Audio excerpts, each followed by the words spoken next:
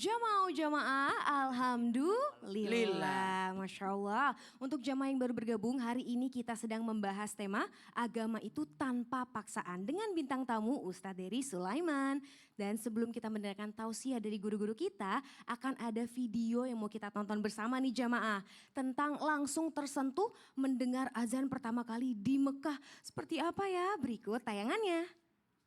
Masya Allah. Masya Allah, itu kayaknya matanya sampai berbinar-binar, deg-degan merinding gitu ya Habib ya. Itu namanya hidayah. Masya Allah, mudah-mudahan kita doakan yang terbaik untuk yang tadi mendengar azan di Mekah itu ya jamaah ya.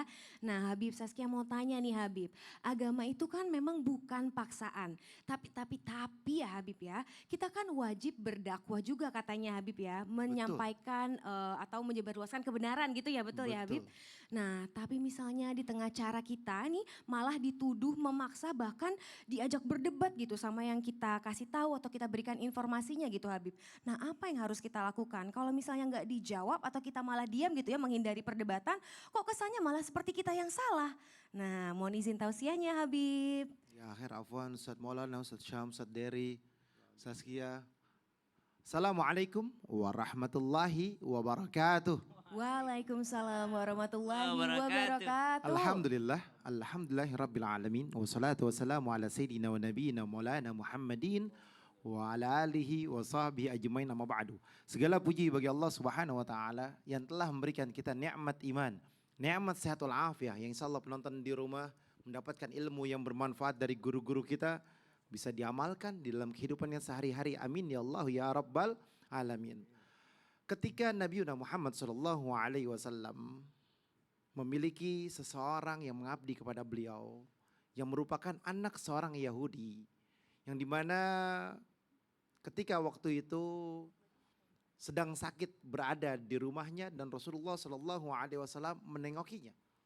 Ketika Rasulullah menengokinya dan Rasulullah SAW mengajak untuk masuk ke dalam agama Islam, maka seorang Yahudi tersebut atau pemuda tersebut melirik wajah orang tuanya untuk meyakinkan benar gak ikuti atau tidak. Karena Rasulullah berdakwah dengan cara yang ma'ruf, Jadi Rasulullah diam-diam, habis itu dengan terang-terangan, habis itu dimusuhi, habis itu diserang, habis itu Rasulullah hijrah. Mananya anak Yahudi tersebut melihat wajah orang tuanya dan meliriknya, sehingga apa? Mengisyaratkan ikutilah Abul Qasim. Ikutilah Abu Qasim. Siapa itu? Yaitu bapaknya Qasim, yakni Nabi Muhammad sallallahu alaihi wasallam. Maka masuklah dalam agama Islam. Karena apa? Karena dia bekerja untuk Rasulullah dan berada dalam lingkungan rumahnya Nabi Muhammad sallallahu alaihi wasallam. Bagaimana zaman sekarang yang zaman sudah canggih, zaman yang ada media sosial, zaman dakwah di mana-mana, sungguhnya ud'u ila sabili rabbika bil hikmah wal mau'izatil hasanah wajadilhum billati ahsan. Serulah dengan nama Allah Subhanahu wa taala yang ma'ruf. Untuk apa? Mengajak mereka. Ketika engkau didebat sama mereka, wajadilhum billati ahsan, dengan cara yang ma'ruf, dengan cara yang baik. Bertukar pikiran, bukan perdebatan, tapi tukar pikiran. Ketika Sayyidina Ali karamallahu wajhah berdebat dengan anak kecil, bahasanya anak kecil. Orang dewasa, bahasanya dengan orang dewasa. Orang tua, bahasanya dengan orang tua.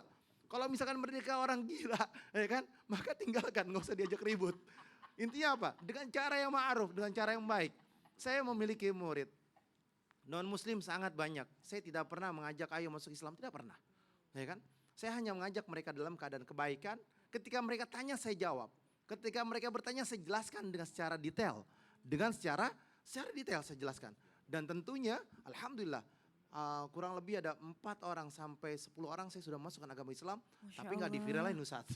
Oh, Tapi Masya intinya Allah. adalah berharap agar Allah berikan keberkahan dan ridhonya Allah Subhanahu wa taala. Amin amin ya rabbal alamin. Terima kasih banyak Habib Usman. Masya Saya kira Allah. tadi kan bicara sama orang anak-anak, bahasa anak-anak, orang tua. Iya. Pas berbicara sama orang gila, aduh untung bukan. beliau langsung bilang, udah menghindar. Enggak dilanjutin ya. Jangan dong Ustaz. Tunggu dulu. Apa itu? Sekarang kita masuk di segmen Ustaz bertanya, kami menjawab. Aku mau Masya nanya-nanya Allah. nih sama Ustaz Dery. Masya Allah, boleh izin Ustaz Dery. Ustaz Dery mohon izin. Atau di situ aja, duduk aja. Ngobrolnya di bawahnya. Duduk aja. Wah, Sos boleh, Dery, boleh, mohon boleh. maaf, Gimana saya mau nih? nanya nih, Sos Dery, waktu proses hijrahnya Sos Dery kan Sos Dery nggak langsung seperti ini kan? Iya, enggak. Maaf ya kalau diungkit. Yang dulu itu kemudian hijrah. Apa yang membuat terkesan dan tidak bisa terlupakan? Proses hijrah yang nggak bisa dilupakan ya ketika pertama-tama ganti fashion lah. Oh gitu. Iya, dulu kan metal banget kan. Rock and roll gitu Ustaz. Ya Allah, brutal metalnya bukan rock and roll. Pokoknya bajunya mesti ngeri, ada setan-setannya hitam-hitam, rambut gondrong panjang. Tiba-tiba setelah mendengar cerita tentang Rasulullah SAW dan ada satu hadis yang masyhur itu kan, yang man ahya sunnati faqad ahabbani wa man ahabbani kana ma'afil jannah. Siapa yang menghidupkan sunnahku sungguh cinta kepadaku dan siapa yang mencintaiku bersama denganku di dalam surga. Karena cita-citanya waktu 25 tahun lalu loh Ustaz 25 Maulana. tahun Tahun yang 2000-an ya. Oh iya benar. Ya, itu pengen masuk surga, pengen bersama Nabi di surga, maka saya dapat kefahaman bagaimana mungkin saya bisa bersama Nabi kalau saya tidak ikuti Nabi. Dan untuk mengikuti Rasulullah yang paling mudah itu, dia dengan mengganti fashionnya. Pakainya kalau untuk bacaan Qur'annya, ibadahnya, sholatnya, ilmu, sampai kapan layak untuk pakai gini. Itu. Jadi pas bertepatan mengganti gaya seperti ini, pakai sorban, pakai jenggot, pakai gamis, isu terorisme Usama bin Laden. Maka waktu itulah yang gak bisa dilupakan. Mana-mana diinterogasi. Tahun 2002 tahun kemudian, Pas hijrahnya. bom Bali lagi. Ada Wah. bom Bali. Kan di Bali dapat Jadi hidayah. ujiannya lumayan berat ya untuk hijrahnya Ustadz ya. Luar biasa. Berapa tahun Masya Ustaz hijrah? Allah. 25 tahun. 25 tahun Ustaz. Masya Allah. Masya Allah Allah. Terima Akbar. kasih banyak jawabannya Ustadz. Jadi sekarang boleh dong Ustadz Maulana untuk tausiah. Iya, saya izin ya. Izin Tafadhal, Ustazku. Sesam dan Ustaz Dery, Masya Allah. Jamaah. Yeay. Oh jamaah. Yeay. Alhamdulillah. Lillah. Alhamdulillahirrabbilalamin. Karena dalam hijrah itu seseorang pun harus, mohon maaf, tidak boleh dipaksa. Maka hidayah itu milik Allah. Ingat, ilham dari Allah, topik kecocokan dan hidayah itu adalah pantulan. Pantulan. Harus ada pantulannya. Gimana mungkin boleh itu dipantulkan kalau tidak didorong dulu? Nah, Masya Allah. harus dipantulkan. Kenapa? Ada orang mendapatkan hidayah karena cintanya sama Rasul. Ingin masuk surga, ingin bersama Rasul. Nah, bagaimana aku bisa masuk surga bersama Rasul kalau aku tidak pantas bersama dengan Rasul dengan keadaanku seperti ini? Maka inilah salah satu bentuk hidayah.